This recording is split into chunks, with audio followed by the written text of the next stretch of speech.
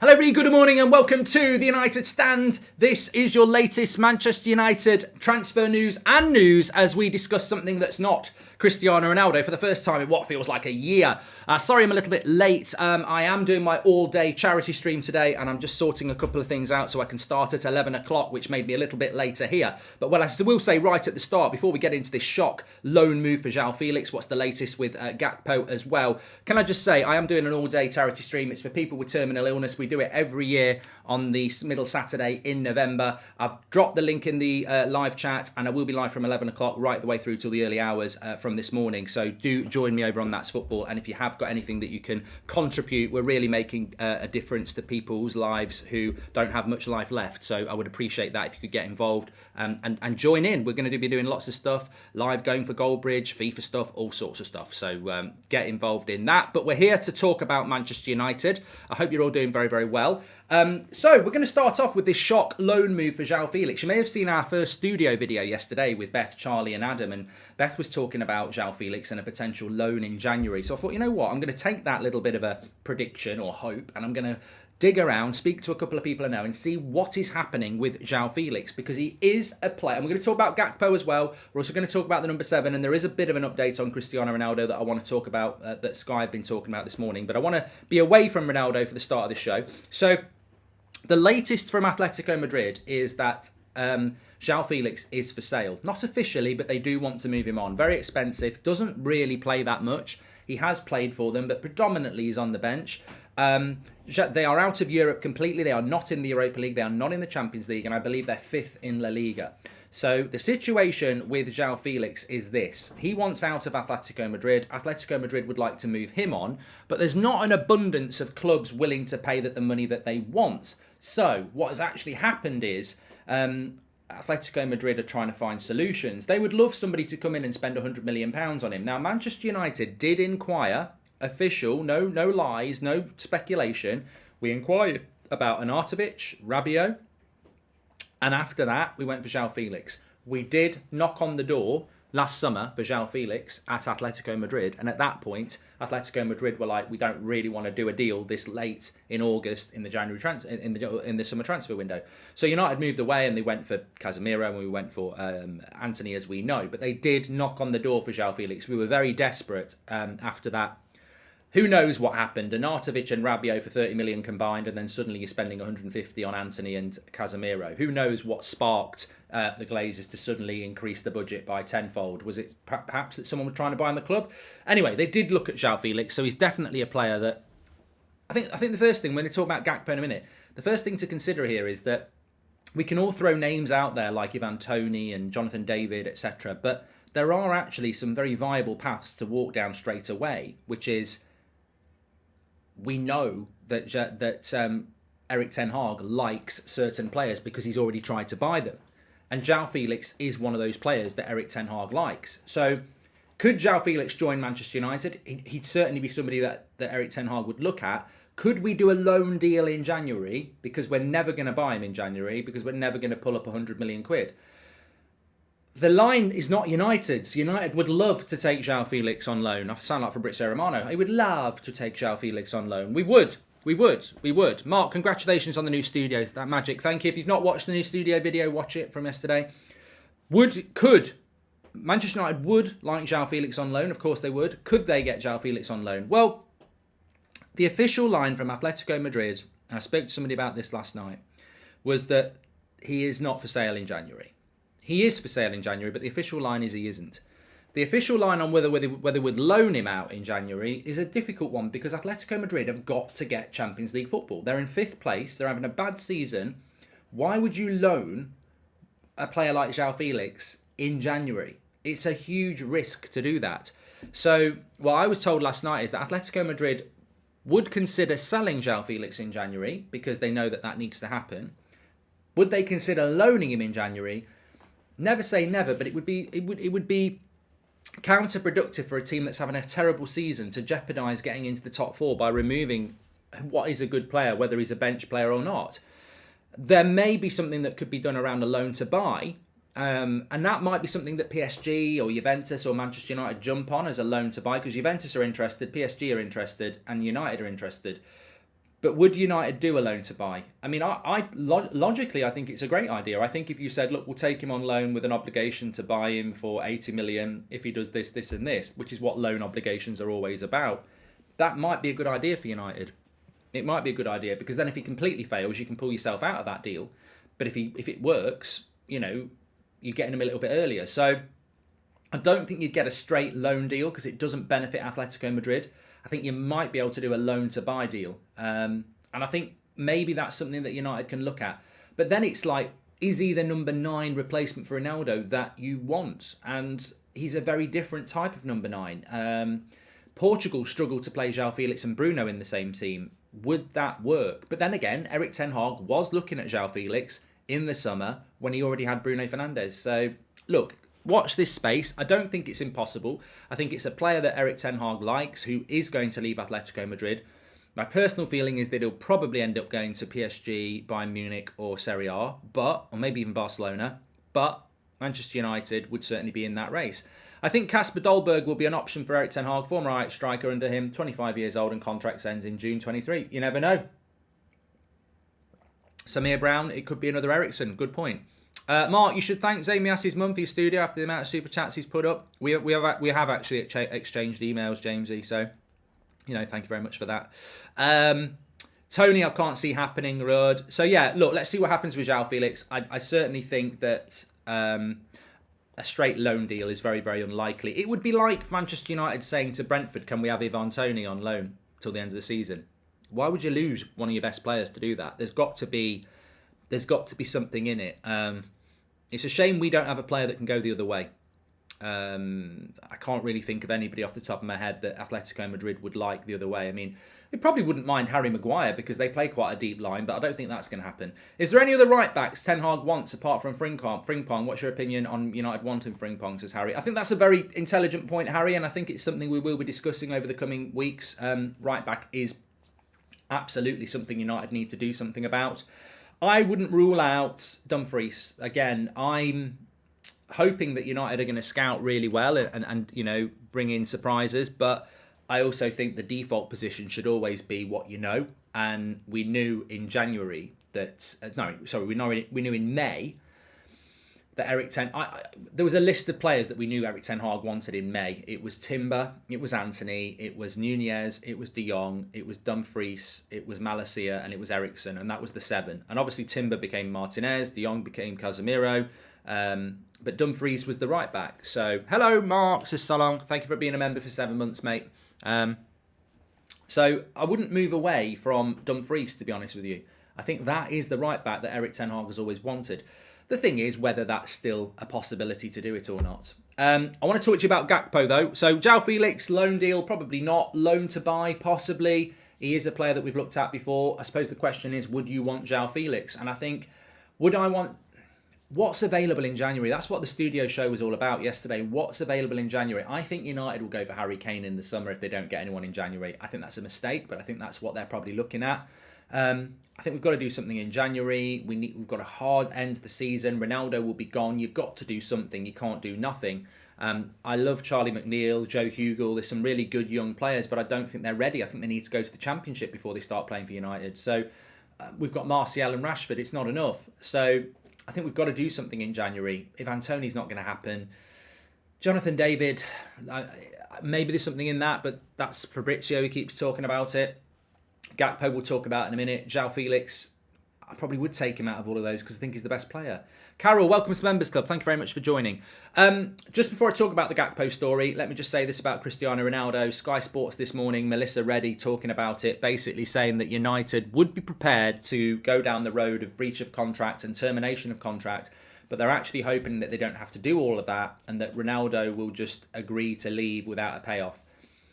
I agree with this. I spoke about this last night. To cut through all the crap, United want Ronaldo gone. Ronaldo wants to go. Realistically, it should be sign the deal. Everyone just walks away. No more wages, no payoff, and you go where you want to go. If Ronaldo is looking for a payoff as well, this is going to become problematic and it's going to drag out. I can't understand for the life of me why Ronaldo would think he's getting a payout. Like, that interview is basically termination of contract, isn't it? That's what that's all about. So surely it depends what Ronaldo and George Mendes' end game was. I would have thought their end game would be to be in a position after the World Cup where they can go wherever they want and see what the offers are. Surely that was the motivation. Do the interview before the World Cup, burn your bridges at Man United, play well in the World Cup, come out of the World Cup, and then see who wants to offer you something because they haven't got to pay United a transfer fee. Surely that's the motivation. All right, you lose 6 weeks' wages because you're not going to get paid between now and then, but by the time it's been negotiated, you probably will get paid until the middle of December. So he's not going to lose any wages. Surely that was the motivation behind it. And United, I don't think we win because at the end of the day, we're losing a player halfway through the season who was our player of the year, who's one of the greatest players we've ever had, for nothing. But I think we have to do that now. And surely the win is for Ronaldo. I'm out of my contract halfway through the season and I haven't got to pay anything. Man United, we've just lost the player for nothing. But we can't lose the player and pay him off. I'd be stunned if that's Ronaldo's angle. So I would assume, as I say, that Ronaldo will agree to just tearing up the contract. If he wants a payoff, then I think United could start saying things like, well, you're not going to a Champions League club then. You're not going to a Premier League club. You're not going to a Europa League club. There's all sorts of stuff we could say. So I think it's just a matter of sitting down and discussing it, because surely everybody just agrees to part ways. You can go and play wherever you bloody well like. We're not paying you anything anymore. We'll have to wait and see. Man United need Van Nistelrooy type, and Schick is the one, says Ronan. Well, talking about Van Nistelrooy, can you see United going for Brian Brobby and maybe use Van der Beek as part of the swap deal? Ajax striker who Ten Hag knows, and Ajax may want Donny, says the Beast. I think that's an intelligent assessment. Coffee. But no, I agree. I think there are outside the box, or shall I be more polite and say not discussed options out there, and maybe that is one. I think going back to Gakpo, very interesting. I know I spoke about this on yesterday's morning show, but PSV are more than willing to let him go in January. He is a player that we were negotiating with in August. I believe that we were looking at Antony and Gakpo. I believe that Ten Hag was looking at Ronaldo going and Gakpo replacing him. Some people won't like that because Gakpo is not an out-and-out number 9. He's more of a left-sided forward who can play up front. But I think I like Martial, like Thierry Henry. There's many left forwards that have been turned into strikers. Maybe it will happen with Rashford. Maybe Gakpo will go off the left. I don't know. But if you've got Gakpo, Sancho, Rashford, Martial, Antony, you've got 5 forwards there for the rest of the season. So, you know, Gakpo makes sense. And he is available in January. PSV are willing to sell him in January. They expect him to go in January. He's going to play well in the World Cup, probably. And he's got the same agent as Erik Ten Hag. So for me, I still would say that Erik Ten Hag most likely target in January, despite Brobby, David, João Felix, whatever. I still think that the best money would be on Gakpo to Manchester United, because we tried to get him in August, got a good relationship with PSV. He's got the same agent. I just think it's logical that if United put the money up, we will get that player. But you know, if he has an amazing World Cup, then maybe a Barcelona comes in and it's not as easy. But I think that is still the most logical deal. I've been here since the start and I've seen the United stand grow and go strength to strength. You've worked hard and deserve all the success. Great work, says the Rosonator. Thank you, mate. Thanks for all your support. Ricky says, if anything, I'm glad Ronaldo exposed the Glazers and the state of the stadium, and it was needed, and welcomes the Members Club Michael Doherty. So I think we are finally moving into that area now where we've got Garnacho as well, obviously Elanga. Some people wouldn't want to acknowledge that. Gakpo's situation is similar to Bruno, says Ronit. Yeah, how many times have United gone back for players the transfer window after? Lindelof, January, bought him in the summer. Bruno, summer, bought him in the January. Sancho, went for him in the summer, got him the following summer. So I agree with you. I think that the evidence is always based on what Ten Hag has tried to do before. He wanted Dumfries last summer. He wanted João Felix, and he wanted Gakpo. For me, if you're talking about January, a right back and a striker, I wouldn't be surprised if we get 2 of those 3. We might not get any of them, but I wouldn't be surprised. Sesko's very interesting. I like the idea of Sesko, this talk that he may never play for Leipzig, even though he signed for them. Would you take Memphis Depay? I think this is a great point from Mr. Armstrong as well. Memphis Depay is available for free. How many times have we done the Cavani, the Igalo? You know, Memphis Depay, it's on a plate, it's free. We could do that. I don't think it's a very long-term decision. I think it's a very short-term decision. I've got nothing against Memphis Depay. I like Memphis Depay. I just don't believe in going back. I think we've been proved time and time again that going back's not a good idea to do. Even Ronaldo going back, it's not worked, has it? You know, Solskjaer, player from the past, not worked. I don't think we should be going back, and I think Memphis comes with a very high profile off the pitch that, you know, how the media works in this country. I just think it's a recipe for not working. I wouldn't go for Memphis, but I can't ignore it just because I wouldn't go for him. I like the player, but I think it would be a bad idea. But he is available for free. My issue with Memphis is, are we building for the future? If we get Memphis, well, people go, well, it's just a short-term thing. Well, it's not a short-term thing, is he? He's like 29, 30, something like that. It's not a short-term thing. He'd want a 3-year contract. It's not short-term. And suddenly, I think bringing Memphis in isn't the move to make. I think the thing about Cody Gakpo or João Felix is they're all in their early 20s. There is a future plan there to develop them. I think with Memphis, you're just bringing somebody in because they're free and decent. But I don't think it's not long-term, is it? I mean, it's not like having a 37-year-old Ronaldo, but it is like having a 30-year-old Harry Kane. I think, what's the long-term plan there? It's a short-term fix. And but they might go for the short-term fix. Would you take João Felix over Vlahovic, says Mo? I don't think we'll get Vlahovic. Based on the chat I had with Romano on Monday, I think it's a very difficult deal to do. Reckon we have a chance of getting him? I don't know who that is, Mante. Morning, Mark. I'm happy to see how this January transfer window goes. I'm sure the Glazers will be on the edge, and we all know what happens when they are, says Owen. The thing about the January transfer window is, and as I say, it's nice not to be talking about Ronaldo much. As everyone forgot about Nkunku wanting a move, says Pedro. Nkunku's going to Chelsea, and he's got a bad injury at the moment. He'll be out until end of January. So, yeah, it's not a deal United are going to do. Nkunku was very much about Ranić. It's nice not to be talking about Ronaldo, even though it's to do with Ronaldo. If Ronaldo had stayed, we wouldn't have bought a striker. We are going to have to buy a striker now, and that opens up the door to all these sorts of conversations and interest. And if I was a journalist, I'd be doing what I'm doing, which is speaking to people and trying to find things out. I mean, fair play to Beth mentioning a loan deal for João Felix, because it prompted me to speak to a couple of people I know in the Spanish scene about what's going on about Spanish football scene, what's going on with Atletico Madrid and João Felix and how likely that is to happen. So, I think that's very, very interesting. And we need to move on because, of course, Cristiano Ronaldo is going to end up leaving. But a striker, where we're going to go, we'll have to wait and see. Problem with signing Gakpo is that it may hinder Garnacho's progress. João Felix makes more sense, harder, but he can do those intricate runs, says Sean. Thank you very much for that. And Osman is the striker we need, but we can't buy him until the summer. We're talking about January here. I mean, look, Harry Kane, Osman, there's probably a few others, Vlahovic. They're not impossible, but they're all summer deals. It's very worth watching the show that we did in the studio yesterday because we spoke about that. Do you go in January or do you wait till the summer? For me, you can do both. You can get someone in the January and we can get someone in the summer. But we can't not get someone in January because I think it will destroy our season. And I think that we've got to be looking to, I think we're all locked in at the moment on transfer stories, aren't we? And what's going to happen here and what's going to happen there. And we must also remember we're going to be playing 3 games a week for 5 months when we come back from the World Cup. And that squad, it was a great goal by Garnacho, but we probably deserved to draw. Fulham were very good in the second half. We are not this elite side. In fact, the video we've got coming up for you tonight is a mid-season review. And it was very interesting to do it. We did it in the studio as well. And we ranked things out of 10 again with the markers. And I don't want to give too much away, but it will open your eyes to the fact that we're all locked into the January transfer window and Ronaldo and Ten Hag's doing a good job. But when you look at the season so far, I believe Ten Hag has done a good job, but I don't think it's a sit down and everything's fine. I think even Ten Hag would say that.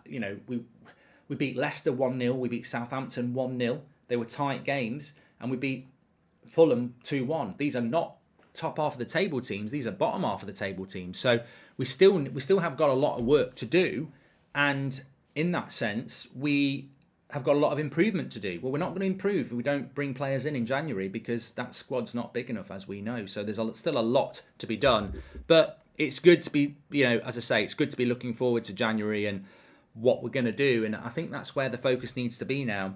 I'm telling you now, you know it anyway. Ronaldo's gone. He's leaving Man United. And for anyone who doesn't understand that, it's not like he's coming back in January and everyone's going to sing Ring a Ring of Roses and start playing together. That's not going to happen. He's going to go. So we need to, as a football club and as a fan base, start looking at the replacements now because it's only 5 weeks until the January transfer window opens, so we can get someone in straight away. Can't do what we did with Bruno. I would call this out now with United. We can't wait till the end of January to save 4 weeks' wages. These signings need to come in at the start of January because there's loads of points up for grabs. I think we play Man City and Arsenal in January. Maybe I've got that wrong, but I think we have got a difficult game or two in January. This striker needs to come in at the start of January. Like they'll be, it's not like they haven't had a pre-season. They'll be coming off World Cups, some of them. Like we've got to get them in at the start of January because we can't wait till the end. So you've got 5 weeks. We should be negotiating now. Get on with it. Anyway, look, that's just a quick morning show. Hope you enjoyed it. We have got the evening show, as I say, which will be the season review in the studio. So look out for that. You will enjoy that, hopefully. But I will be live in 18 minutes' time on That's Football for my charity stream. I've pinned the live chat. I've pinned the Just Giving link. Please do donate. It's for people with serious and terminal illness, which I'll talk about at the start of the show. And tune into the watch along. I'm going to be live all day. I need your help. I need you with me to keep me going all day because it's going to be a long day and I don't feel particularly well myself, but that's irrelevant to people who are struggling with what we're trying to raise money for. So we do it every year. Please tune in to the Goldbridge all day stream. Lots of fun, lots of games, lots of everything going on. Very interactive. I'll push you over there now, but I'll see you over there in a minute. And thanks for watching this morning.